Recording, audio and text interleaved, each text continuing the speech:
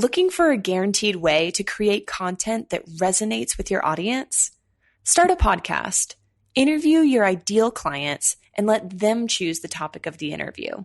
Because if your ideal clients care about the topic, there's a good chance the rest of your audience will care about it too. Learn more at sweetfishmedia.com.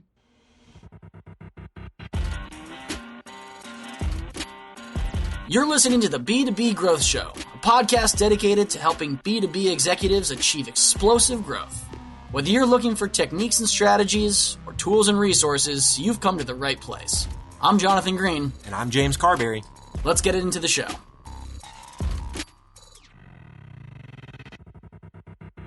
Welcome back to the B2B Growth Show.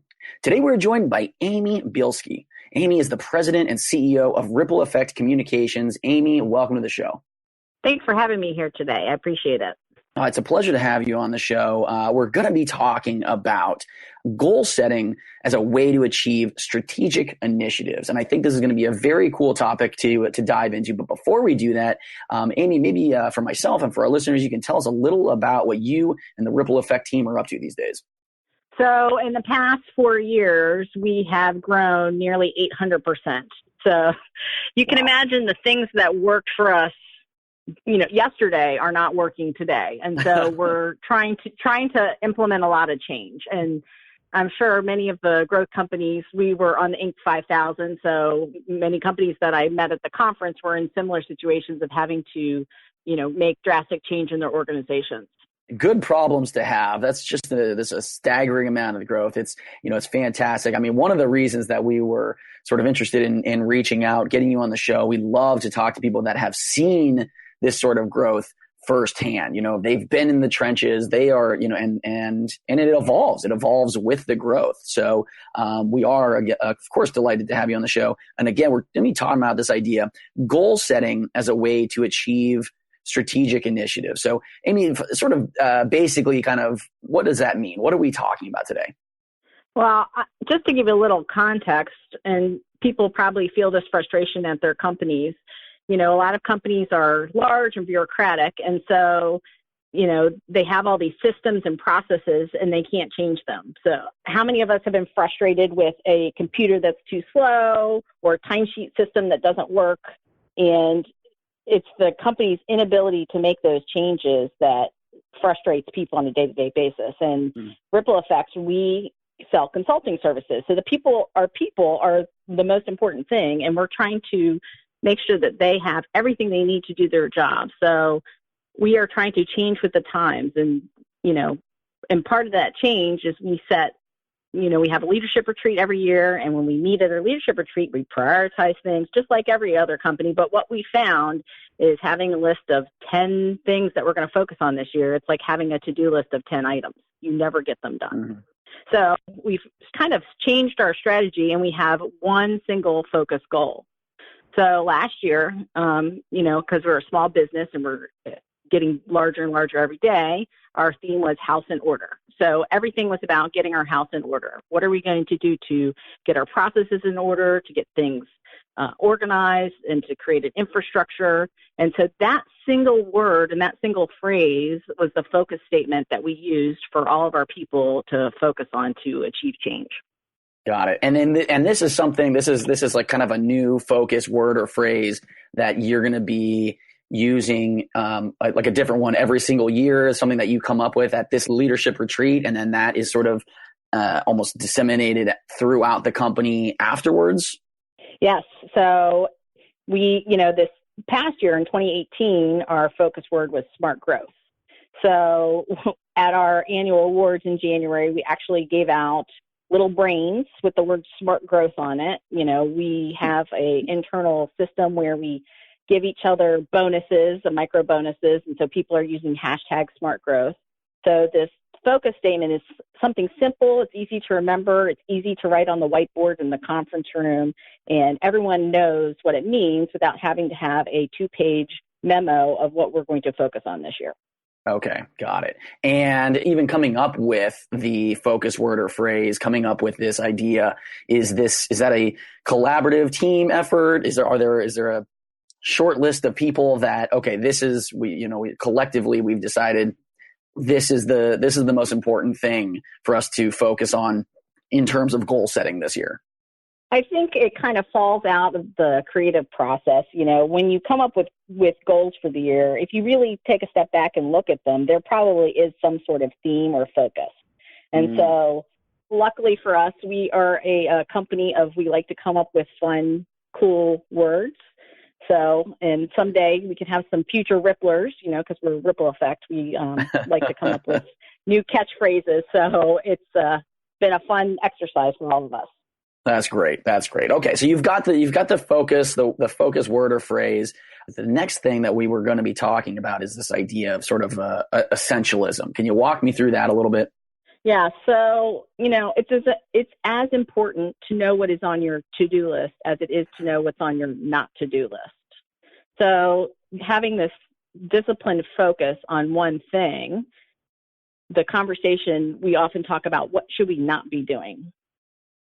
So essentialism is essentially about being disciplined, about prioritizing, and by focusing on one thing or a few things, you're getting things done as opposed to focusing on everything. Mm-hmm. Especially when you're growing and there's lots of opportunities in front of you, it's hard to have discipline because so many great things come your way, but you can't do everything and you can't take everything on. So we're constantly have to challenging ourselves to say, is that the thing we should be focusing on? And does this align with our house in order or smart growth goal for the year? Yeah, that makes a lot of sense. So not only have you sort of determined the focus word or phrase, not only have you kind of distilled it down to the essential elements of what you're trying to accomplish. I know that certainly for Ripple Effect, there is this idea of alignment and bringing the entire team in line with, what it is that you're trying to accomplish. What does that look like for you and your team? Well, it's very subtle and also, like in a meeting, someone will bring, is that a house in order goal? And they'll just mention it, or it'll be on a whiteboard. And we often, our awards at the beginning of the year are focused around our accomplishments and celebrating employees and projects and teams. And so we actually give them awards that align to the goal for the year. We use a hashtag in our communications and our company updates. So we try and bring this theme up over and over again. And we like write internal blogs, and it's focused on different topics related to our theme for the year. So this relentless focus on one area is how we're able to create change in the organization in a meaningful way. That's fantastic. So, Amy, do you have, was there any piece of advice that we didn't touch on just in terms of sort of these 3 bullet points, that coming up with the focus word, distilling it down, essentialism, aligning those bonuses and awards with that goal setting? Was there any piece of advice for maybe our listeners that, if they're thinking about, okay, we want to maybe be a little bit more strategic about our own goal setting. We want to think more critically about achieving these strategic initiatives. Anything that we didn't touch on during these 3 key points? I think that about encapsulates it. Yeah. Perfect. Well, that's why exactly we do the pre-interview, so we can distill it down and we can make sure we get through all of the points that you're trying to get to. But I do have one last question for you, Amy, because we've been seeing a tremendous response from this idea of legacy. We've been so privileged to interview a lot of amazing leaders in the B2B space, and they have a goal, they have a dream, they have drive. We'd like to know, sort of, Amy, for you, obviously you've been faced with tremendous growth with Ripple Effect lately, which is fantastic. Do you have a legacy that you are hoping to leave behind at the end of the day, whether that is personally, professionally, or even a combination of the two? Well, I think I can attribute a lot of the success of the company so far is our ability to adapt with change and to create a whole company that adapts with change. So I'm hoping that I have actually created something that can exist after me and that can adapt into the future and that will continue to grow and flourish even when I'm no longer involved someday. Mm-hmm. Yeah. Adaptability. So key to be able to sort of change with the rapid fire changes that are taking place all around us. Technology, obviously, but even socially. So it's a fantastic legacy. Obviously, we wish you continued success with Ripple Effect. If any of our listeners are interested, then, Amy, in learning more about today's topic, they want to find out more about Ripple Effect, they want to connect with you, what's the best way for them to go about doing that? The best way would be our website. It's rippleeffect.com. And there's 2 E's in the middle, rippleeffect.com. So, and then we have our Facebook page and our Twitter. Everything is up there, and they can check us out. Perfect. Well, Amy, thank you again so much for taking some time to be here with us on the show. It really was a pleasure having you on the B2B Growth Show today. Thank you so much. I appreciate it. It was great talking to you. There are lots of ways to build a community, and we've chosen to build the B2B Growth community through this podcast. But because of the way podcasts work, it's really hard to engage with our listeners. And without engagement, it's tough to build a great community. So here's what we've decided to do. We're organizing small dinners across the country with our listeners and guests. No sales pitches, no agenda, just great conversations with like-minded people. We'll talk business, we'll talk family, we'll talk goals and dreams. We'll build friendships.